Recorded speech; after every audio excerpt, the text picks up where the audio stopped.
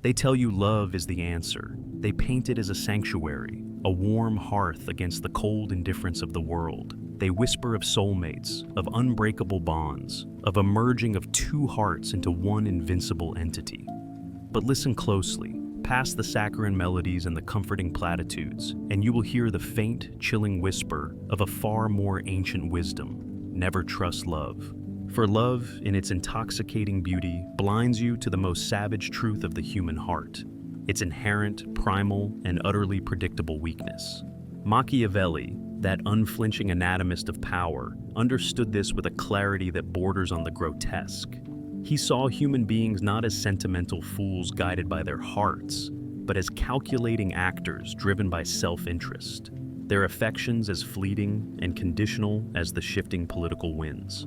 To build your life, your happiness, your very sense of self upon the quicksand of another's love is, in his eyes, an act of breathtaking folly, akin to constructing a magnificent palace on the slopes of an active volcano, admiring the view while ignoring the molten core simmering beneath. In his ruthless calculus of human relations, love is not a strength, it is a vulnerability, a hostage you willingly offer to fortune, a weakness that can and will be exploited.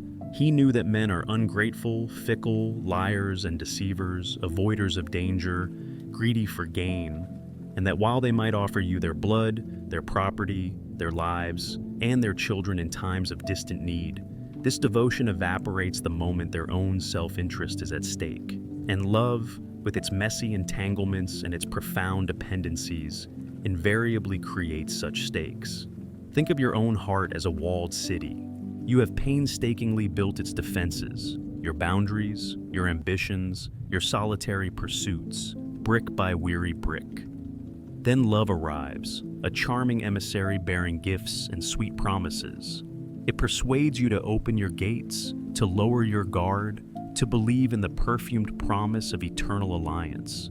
You do so willingly, eagerly, intoxicated by the notion of shared vulnerability. But what you fail to see is that those open gates are now an invitation to invasion, and those shared vulnerabilities are now levers that can be used to control your every action, every thought. There is a chilling Corsican vendetta tale whispered through generations of families bound by cycles of revenge. A young man, sworn to avenge his father's murder, fell deeply in love with the daughter of the rival clan. For a brief idyllic period, their love transcended the bitter feud.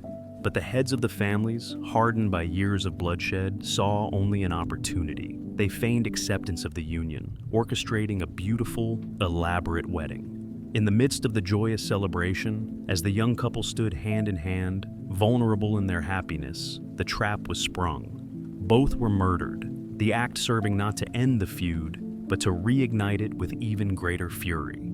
Their love, meant to be a bridge, became the stage for their ultimate betrayal. Your belief in the inherent goodness of love, your assumption that it offers protection and solace, is precisely what makes you susceptible to its darker currents. You trust blindly, you offer yourself wholly, and in doing so, you hand over the instruments of your own potential destruction. You forget that even the most passionate embrace can conceal a dagger, and the sweetest kiss can mask the taste of poison. The faint, bitter hope in this stark vision lies in the liberation of a cold, clear gaze. It is not to become incapable of affection, but to become incapable of naivety. To see love not as a divine right or a guaranteed sanctuary, but as a complex, often treacherous landscape that must be navigated with the same caution and strategic awareness one would employ in enemy territory. So, I ask you, you who are currently bathed in the warm glow of affection, look closely at the hands that hold yours. Are they open in genuine affection, or are they subtly tightening their grip? And what defenses have you dismantled in the intoxicating belief that love itself would be your shield?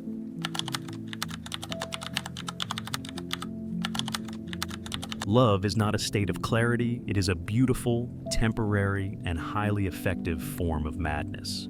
Here is a bitter joke for the anatomists of the human soul. We praise love as the emotion that makes us feel most alive.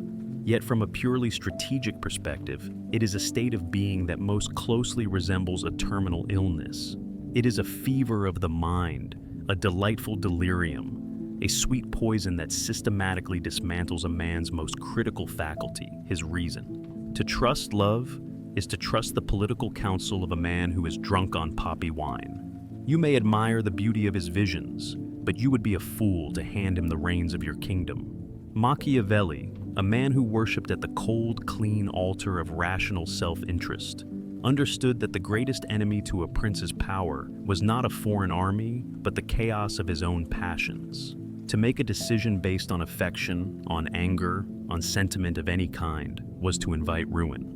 The prince must see the world as it is, not as his heart wishes it to be. And love is the most powerful, most distorting, and most beautiful lens ever devised. It does not clarify, it glorifies. It does not reveal, it conceals. It transforms a flawed, self-interested human being into a divinity, and a complex, dangerous world into a simple, romantic backdrop for your shared story. When you are in the grip of this fever, your judgment is compromised. You will ignore the blaring, obvious red flags that your saner self would recognize instantly. Her inconsistencies, her manipulations, her fundamental character flaws, they are all rendered invisible by the blinding light of your infatuation. You will make ruinous sacrifices, not out of strength, but out of a desperate chemical need to maintain the intoxicating state she induces in you. You will compromise your principles, you will abandon your mission, you will betray your own long-term interests, all for another dose of the drug. In the old grim alchemical fables, they spoke of the ignis amoris, the fire of love, as a necessary but catastrophic stage in the great work. It was a catalyst that could melt down the alchemist's old, rigid self. But the legends are full of cautionary tales of alchemists who fell in love with the fire itself. They became so mesmerized by its beautiful, dancing flames that they forgot the true purpose of their work. They stopped trying to create the philosopher's stone of a perfected soul, and instead just kept throwing more and more of their lives, their time, their resources, their sanity, into the fire, just to keep it burning. They died, warm and happy, surrounded by the ashes of their own potential. You are that alchemist, and you are in love with the fire. The sober scientists of our own time have, with their cold instruments, simply confirmed what the mystics and the cynics have always known. The neuroscientists, in their recent and ongoing studies that map the brain's geography, have shown that the brain of a person in the early stages of romantic love is almost indistinguishable from the brain of a cocaine addict. The reward centers are flooded with dopamine. But more importantly, the prefrontal cortex, the kingdom's stern and rational chancellor, the part of your brain responsible for critical thinking and long-term planning, shows markedly decreased activity. Love, in a very real, physiological sense, puts the watchman on your castle walls to sleep. It is a state of blissful, idiotic, and profound vulnerability. The faint, stark hope in this diagnosis is the cultivation of a sober corner in your own soul. It is the part of you that refuses to get drunk. It is the detached, internal observer, the Machiavellian advisor who stands in the corner of the throne room while the king is lost in a romantic reverie, and who quietly, insistently, continues to assess the strategic reality of the situation. To cultivate this inner advisor is the work of a lifetime. It is to practice a form of emotional asceticism, to never allow yourself to be fully consumed by the fire, to always keep one part of your mind cold, clear, and calculating. This is not a call to be incapable of love. It is a call to survive it. It is the difference between a man who enjoys a glass of wine and a man who drowns himself in the entire cask. So, I ask you this, you who are currently intoxicated by the beauty of your own feelings, look at the decisions you have made in the last month, the compromises, the sacrifices, the things you have ignored. Now, imagine you were advising another man, a dear friend, a king whose life depended on your counsel. Would you, with a clear and sober mind, have advised him to do the same?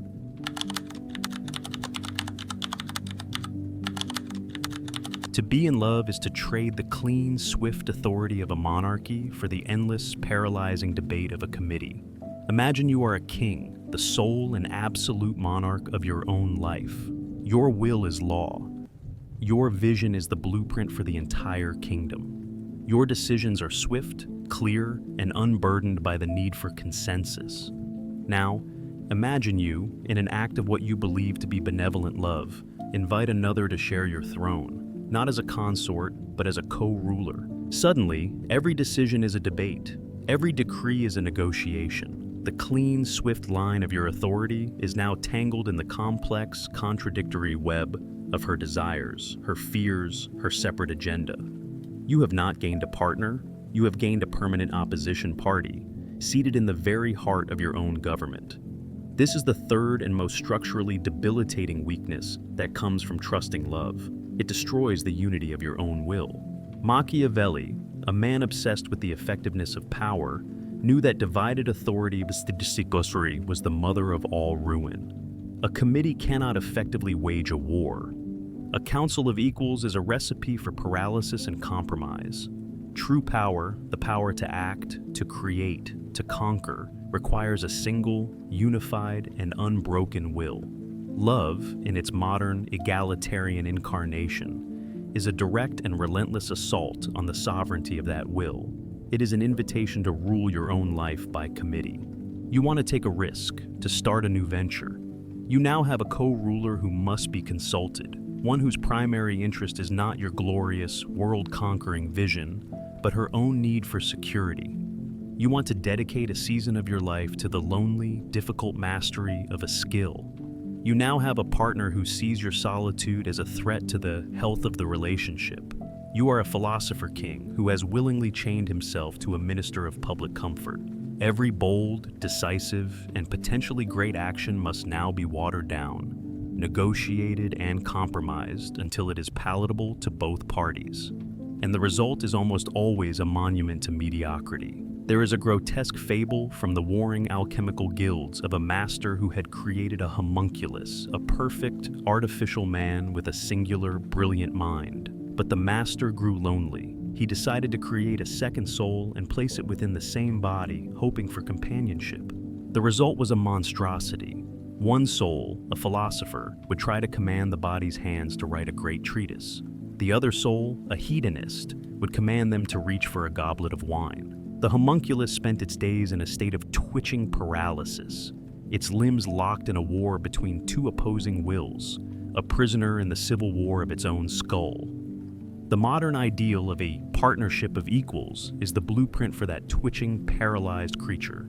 This is not to say a woman is a lesser being. On the contrary, it is to say that she is her own, separate, sovereign power, with her own agenda, her own instincts, and her own will to power. And as Nietzsche would remind us, the will to power's fundamental drive is to expand, to overcome, to dominate. To expect her will to be in perpetual, harmonious alignment with your own is a form of insanity. It is to expect two rival kingdoms to share a single throne peacefully forever. The peace that ensues is not harmony. It is a constant, exhausting, and low-grade political negotiation, a Cold War fought in the currency of moods and affections. The strange, stark hope in this bleak political analysis is the reclaiming of your own absolute monarchy. This is not a call for domestic tyranny. It is a call for an internal revolution. It is the realization that you, and you alone, are the sole legislator of your own life. You can have a queen, a consort, an advisor. You can love her, cherish her, and honor her. But she cannot be a co-ruler. Your mission, your purpose, your great work, that is the constitution of your kingdom. It is non-negotiable. She can choose to be a citizen of that kingdom, or she can choose to leave, but she cannot be allowed to rewrite the Constitution. This requires a level of clarity and courage that is rare. It is the courage to be the sole author of your own life, and to accept the profound solitude that comes with that authority. So I ask you, you who speak so proudly of your partnership, look at the last great decision you made. Was it a clean, swift decree from a confident king? Or was it a watered-down, compromised, and ultimately unsatisfying piece of legislation, passed after a long and exhausting debate in the committee of your own soul?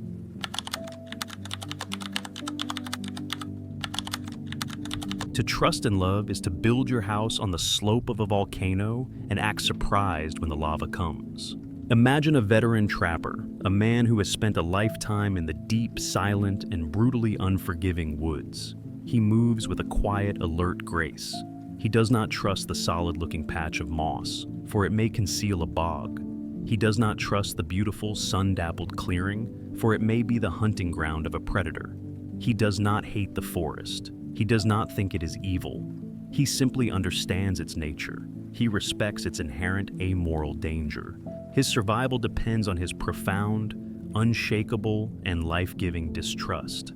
Now, imagine a novice, a young man from the city who enters the same woods. He is a romantic. He sees only the beauty, the majesty, the goodness of nature. He trusts the solid ground. He naps in the sunny clearing, and he is devoured. The landscape of the human heart is that forest, and your trust in love has made you the novice. This is the fourth and most savage truth Machiavelli would have you understand. Betrayal is not a tragic anomaly. It is the predictable and inevitable result of placing your faith in the fundamentally weak and self-interested nature of humankind. To trust in love is to ignore the geological reality of your situation. You are not building a partnership. You are gambling on the hope that the laws of human nature will be temporarily suspended for your benefit. Machiavelli built his entire political philosophy on one granite-hard assumption. Men are base, fickle, and will always, always choose their own advantage over their obligations to you. One can make this generalization about men, he wrote with a sigh of grim resignation. They are ungrateful, fickle, liars and deceivers, avoiders of danger, greedy for gain. And love, as we have established, is nothing more than a link of obligation, a promise made in a moment of emotional sunshine. To trust that this promise will hold in the face of a storm is not romantic, it is strategically idiotic. The man who trusts in love is constantly surprised by betrayal. He is wounded, he is shattered, he is morally outraged. "How could she do this to me?" he wails. The Machiavellian man is never surprised. He anticipates betrayal, he expects it, he plans for it.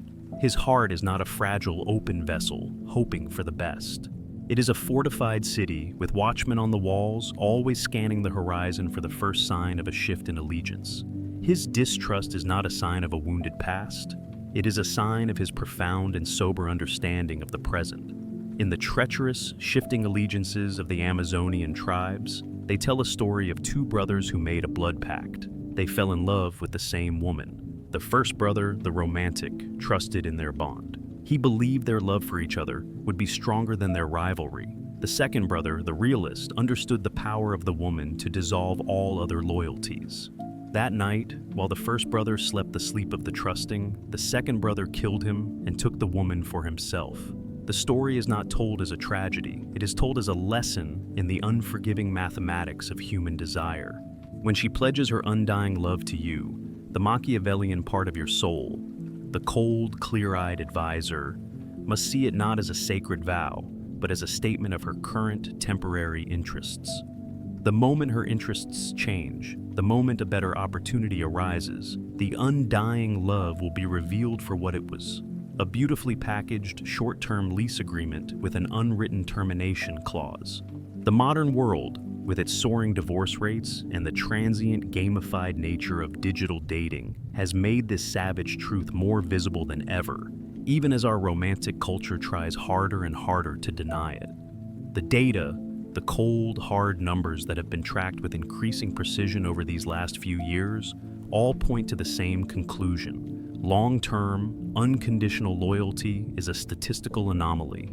To bet your entire emotional and psychological well-being on it is to be a fool at the casino table. The strange, stark hope in this bleak worldview is the gift of resilience. The man who expects betrayal can never be truly broken by it. The pain may still be real, but it is the clean, understandable pain of a calculated risk that has failed, not the soul-destroying agony of a faith that has been shattered. You are no longer the victim of a shocking tragedy. You are the strategist whose opponent has just made a predictable, if painful, move on the board. Your emotional armor is this very cynicism. So, I dare you, you who trust so completely in the bond you have built, sit in a quiet room, close your eyes, and imagine, in precise and brutal detail, the exact circumstances under which she would betray you. Find the point where her self-interest would inevitably outweigh her love. It is there.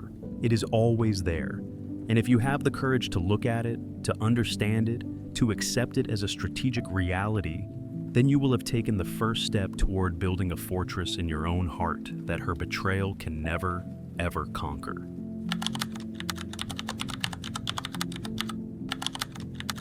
The only allegiance that will not fail you is the one you swear to your own unconquerable soul. And so, we arrive at the final, desolate, and magnificent truth. We have seen that love is a beautiful betrayal waiting to happen, a fever of the mind, a committee that paralyzes the soul, and a promise that is destined to be broken. We have anatomized the weakness of the human heart. We have followed Machiavelli's cold, hard logic to its grim and inevitable conclusion. To trust in love is to build your life on a foundation of sand. What then is left? If the heart of another is a treacherous landscape, and your own heart is an unreliable drunk, where does a man build his house? The final lesson, the one that lies on the other side of all this cynicism and despair, is the one that both Machiavelli and the great Stoics would have understood. If you cannot trust another, and you cannot trust your own passions, then you must build your trust, your faith, your entire world upon the one thing you can control, your own disciplined and unconquerable will. You must become your own self-sufficient state. The entire Machiavellian project, which appears to be about the manipulation of others, is at its core about the relentless and brutal perfection of the self. The prince's ultimate security does not lie in his alliances, his reputation, or the love of his people. It lies in the strength of his own arms and the clarity of his own mind. It lies in his virtu, his skill, his excellence, his character. It lies in building a state so well ordered, so prosperous, and so powerfully defended from within that it ceases to be dependent on the chaotic, unreliable world outside its walls. Your soul is that state. Your mind is its law. Your discipline is its army. The man who has learned this final truth stops seeking a home in the heart of another.